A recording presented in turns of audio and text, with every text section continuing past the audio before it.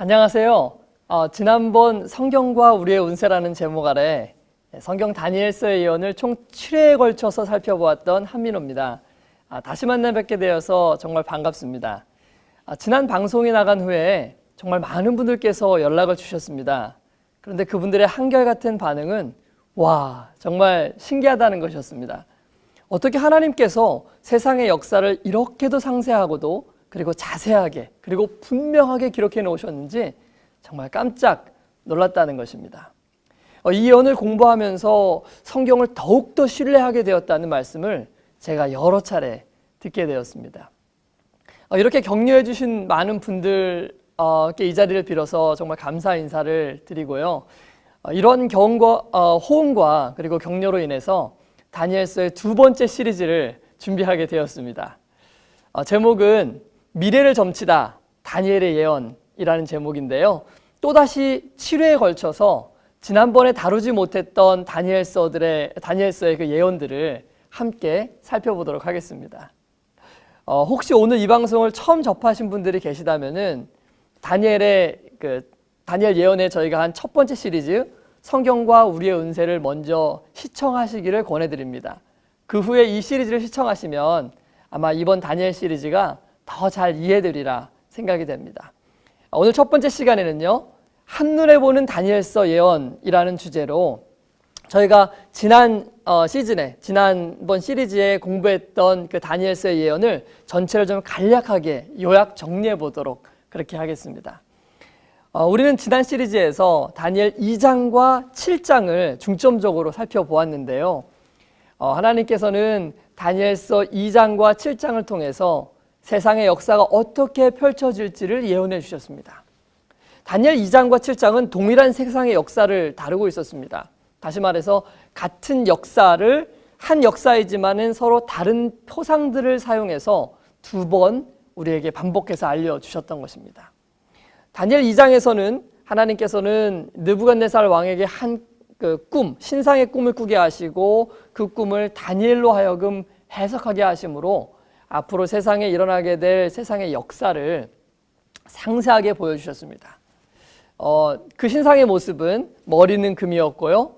그 다음에 두 팔과 가슴은 은으로 되어 있었고, 배와 넓적다리는 놋, 그리고 두 다리는 철, 그리고 10발가락은 얼마는 진흙으로 얼마는 철로 되어 있었습니다.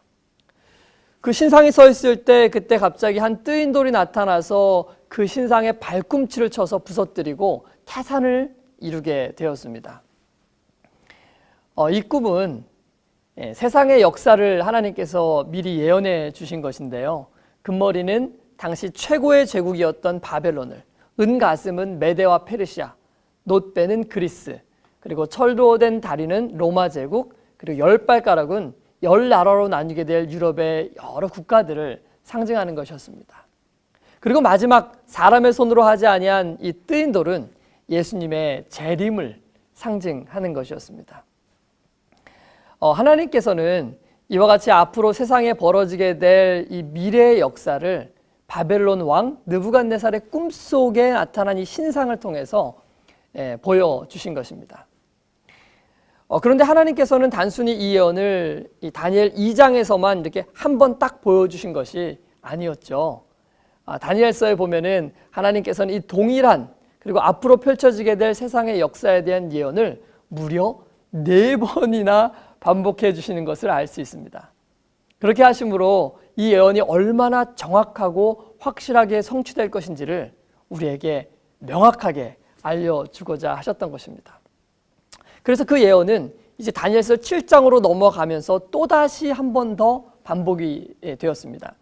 그러나 다니엘 7장에 나타난 예언은 앞으로 펼쳐지게 될 세상의 역사를 신상의 모습이 아닌 여러 다른 그 모습을 하고 있는 짐승들을 통해서 하나님께서는 예언을 해 주셨습니다. 이 다니엘 7장에서는 이 금머리 바벨론을 사자의 모양을 한 독수리 날개를 가진 짐승으로 표상을 해주셨고요. 그 다음에 두 팔과 은 가슴의 페르시아는 갈빗대 3개를 물고 있는 곰의 모습으로 나타나 보여주셨습니다. 그리고 노세 나라 그리스는 머리가 4개이고 날개 4을 가진 표범으로 표상했고요. 철의 제국 로마는 무시무시한 짐승으로 그리고 이렇게 머리에 10뿔이 있는데 그 10뿔은 바로 유럽의 여러 나라들로 갈려질 그런 여러 나라들을 상징하고 있었습니다. 그러니까 다니엘서 2장과 7장은 모두 바벨론 시대 이후에 세상의 역사가 어떻게 진행될 것인지를 자세하게 알려주신 하나님의 예언이었던 것입니다. 그런데 다니엘 2장과 7장에 있어서 다른 점은 단순히 신상을 통해서 보여주고 동물을 통해서 보여준 것에 대한 차이가 아닙니다. 다니엘 2장과 7장은 예언의 초점이 약간 다른 것을 알 수 있습니다. 다니엘 2장에서는 예언의 초점이 그냥 아주 단순하게 세상의 제국들이 어떻게 세워지고 어떻게 망할 것인지 그 흥망성쇠를 보여주는 데 맞춰져 있다면 다니엘 7장에서는 그렇게 흘러가는 세상의 역사 가운데 등장하게 될 한 비상한 세력을 알려주는데 그 목적이 있었습니다. 그 세력은 바로 다니엘 7장 8절에 등장하는 작은 뿔의 세력이었습니다. 사실 어쩌면 다니엘서 전체를 통하여 하나님께서 우리에게 알려주고 싶으셨던 그 예언의 핵심은 바로 이 작은 뿔의 세력을 규명하는 것이었다고 해도 과언이 아닐 것입니다. 그래서 우리는 지난 이 다니엘 연구 시리즈를 통해서 이 작은 뿔의 세력을 함께 규명하고 그가 어떤 일을 행할 것이었는지를 자세히 살펴보았던 것입니다. 그래서 우리는 그렇게 결론을 내렸죠. 이 작은 뿔의 세력이 바로 로마의 교황권이었다고 말입니다. 그 작은 뿔의 세력의 특징을 다시 한번 좀 살펴보면 다음과 같습니다. 첫 번째는 그 작은 뿔이 등장하는 시기가 바로 로마가 10나라로 나뉜 이후이고 작은 뿔이 등장하게 될 장소는 바로 서유럽이었습니다. 그러므로 로마 교황권은 게르만족의 대이동으로 인해서 서로마가 멸망한 이후에 그 분열된 서유럽의 10나라들 중에서 출현하게 되었던 것입니다. 예언대로요. 두 번째, 이 작은 뿔이 등장한 이 때를 보면은 그 작은 뿔이 10뿔 가운데 등장하게 될 때 세 뿔이 뽑히게 된 것을 알 수 있는데요. 그 세 뿔은 작은 뿔의 세력을 반대하다가 멸망하게 된 동고트, 헤룰리, 반달 이 세 나라를 의미하는 것이었습니다. 이와 같이요.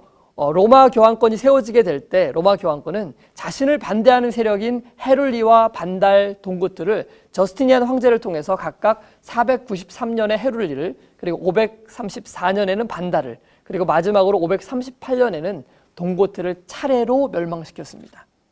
이라여 세 뿔을 뽑아내고 교황권의 확립에 관한 성경의 예언이 정확하게 성취되게 되었던 것입니다. 세 번째 특징은요. 다니엘 7장 25절부터는 이 로마 교황권이 어떻게 활동할 것인지 그 네 가지 특징을 자세하게 기록해 놓았었는데요. 첫 번째는 말로써 이 지극히 높으신 자를 대적한다고 하였습니다. 그래서 교황은 자신을 하나님의 대리자라고 일컫습니다. 이 대리자라는 의미는 그 사람에게 모든 권한이 위임되었다라고 말하는 것입니다. 다시 말하면 하나님께서 하실 수 있는 모든 권한이 다 자기에게 있다라고 말하는 것입니다. 심지어는 사람의 죄를 용서해 주는 권한까지도 말입니다. 이것이야말로 참남되고 하나님을 대적하는 것이 아니고 무엇이겠습니까? 두 번째는요.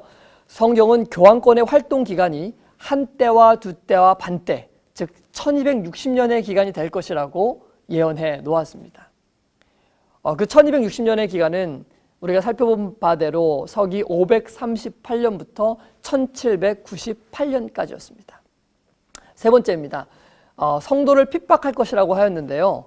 로마 교황권은 서기 538년에 동고트를 멸망시키면서 견고하게 세워졌고 정확한 예언에 따라서 1798년 나폴레옹 장군의 휘하에 있었던 버티어 장군에게 교황 피우스 6세가 체포되기까지 무려 1260년의 긴 세월 동안 교회와 성도를 핍박하였던 것입니다. 당시 종교재판을 통해서 이 마녀 사냥을 당했던 사람들의 수가 최소 5천만 명이나 될 것이라고 추정하니까요. 최소 수치입니다. 정말 실제로 엄청난 성도들이 교황의 권세 아래 핍박을 받았던 것입니다. 마지막 네 번째 특징이죠. 이 때와 법을 변경할 것이라고 예언하고 있습니다. 이것은 교황권의 세력이 하나님의 십계명을 마음대로 변경할 것을 예언해 놓은 것인데요. 성경의 예언과 같이 교황권의 세력은 하나님께서 돌비에 새겨주신 이 십계명의 말씀을 마음대로 유린하고 변경하였습니다. 우상을 만들지 말라는 이 두 번째 계명을 마음대로 삭제하고 그리고 10번째 계명을 2개로 나누었습니다. 뿐만 아니라 넷째 계명인 일곱째 날 안식일을 기억하여 거룩히 지키라는 이 계명을 주일의 첫째 날인 일요일을 예배하도록 변경하였던 것입니다. 이로 인해서요, 사실 오늘날의 그 성도들 중에는 정말 우리가 지키는 이 주일 예배가 어디서 유래된 것인지 아는 사람이 거의 없어 보입니다. 그러나 성경 다니엘서의 예언을 통해서 우리는 일요일 예배가 바로 중세시대 로마 카톨릭이 성경을 유린하며 마음대로 변경한 그 전통에 따른다는 것이라는 것을 우리가 분명하게 깨달을 수 있게 되었던 것입니다. 오늘날 우리 개신교회가요, 이 종교개혁을 통해서 가톨릭에서 나왔음에도 불구하고 아직 가톨릭이 만들어 놓은 이 전통에 따라 주일 중에 첫째 날인 일요일에 예배하는 것은 참으로 안타까운 일이 아닐 수 없는 것입니다. 자, 이와 같이 이 다니엘서의 성경 예언은 성경에 예언한 대로 한 채의 오차도 없이 정확하게 성취되어 왔음을 우리가 지난 이 첫 번째 시리즈 총 7회에 걸쳐서 자세하게 우리가 살펴보았습니다. 그러므로 다니엘 7장 24절, 25절에 등장하는 이 작은 뿔의 모든 특징들은 바로 로마 교황권을 통해서 분명히 성취되었다는 사실이 너무나도 분명해지게 된 것입니다. 자, 그렇다면요, 우리는 이런 질문을 해볼 수가 있을 것입니다. 왜 하나님께서는 우리에게 이렇게 세상의 역사를 미리 알려주셨을까라고 말이죠. 그리고 적그리스도, 즉 작은 뿔의 세력에 대해서도 왜 하나님께서는 우리에게 예언해 주실까라고 말이죠. 데살로니가후서 2장 4절로 10절에 있는 말씀을 함께 보시겠습니다. 저는 대적하는 자라 범사에 일컫는 하나님이나 숭배함을 받는 자 위에 뛰어나 자존하여 하나님의 성전에 앉아 자기를 보여 하나님이라 하느니라. 내가 너희와 함께 있을 때 이 일을 너희에게 말한 것을 기억하지 못하느냐. 저로 하여금 저의 때에 나타내게 하여 막는 것을 지금도 너희가 안 하니 불법의 비밀이 이미 활동하였으나 지금 막는 자가 있어 그 중에 옮길 때까지 하리라. 그때 불법한 자가 나타나리니 주 예수께서 그 입의 기운으로 저를 죽이시고 강림하여 나타나심으로 패하시리라. 악한 자의 임함은 사단의 역사를 따라 모든 능력과 표적과 거짓 기사와 불의의 모든 속임으로 멸망하는 자들에게 임하리니 이는 저희가 진리의 사랑을 받지 아니하여 구원을 얻지 못함이니라.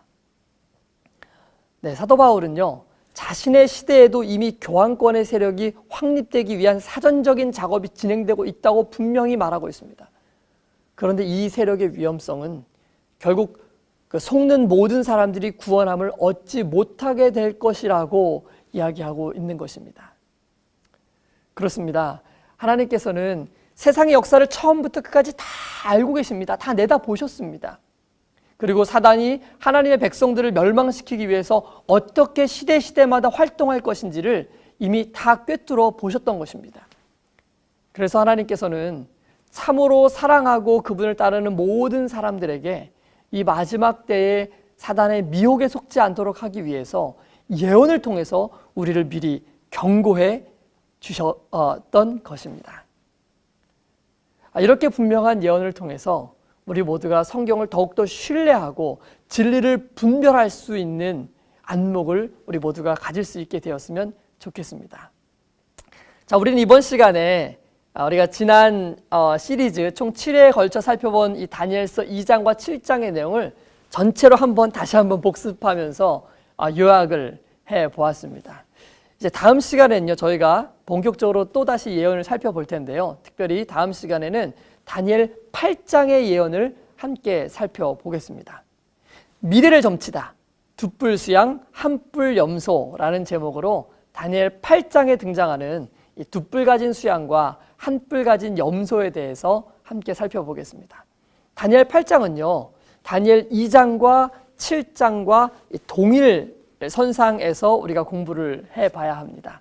다니엘 8장을 공부해보게 되면 우리가 2장과 7장을 공부했던 거에 더해서 이 예언이 얼마나 더 확실한 것인지를 더욱 실감할 수 있게 되실 것입니다.